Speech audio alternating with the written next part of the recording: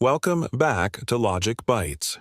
In this episode, we revisit the door-to-door fundraising example, now from the perspective of deviance and transformations.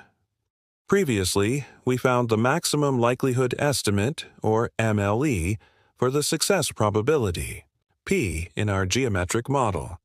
Now, we'll go a step further. We'll compute a 95% confidence interval for P using the deviance, and also evaluate the probability that a volunteer gets discouraged after 20 failed attempts in a row.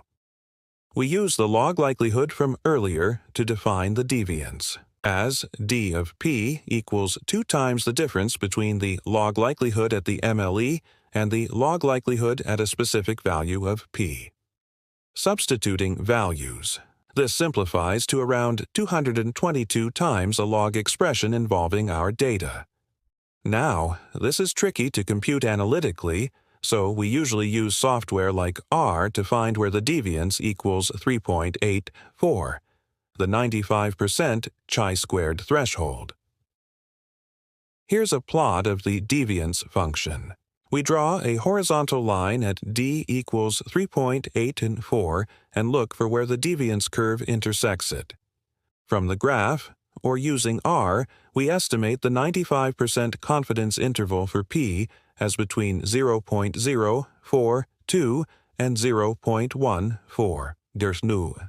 Now let's calculate the probability that a volunteer gets more than 20 unsuccessful knocks in a row.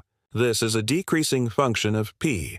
Sec I equals open parentheses 1 minus p close parentheses raised to the power of 20. Using the MLE, which was p hat equals 10 divided by 121, we get phi hat equals 0.178. Because deviance-based intervals are invariant under transformation, we simply plug in the lower and upper limits of our PT interval.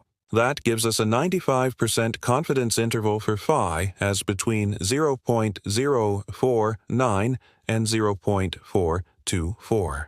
Now, let's contrast this with a normal-based confidence interval. To do this, we take the derivative of g of p, which is negative 20 times.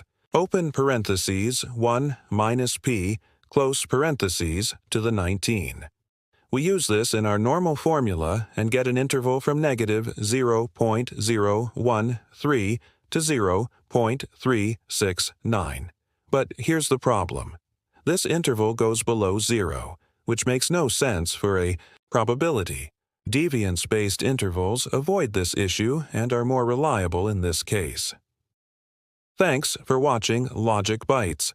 This wraps up our dive into deviance, confidence intervals, and transformation invariance. Hit like, subscribe, and stay tuned for more intuitive stats content.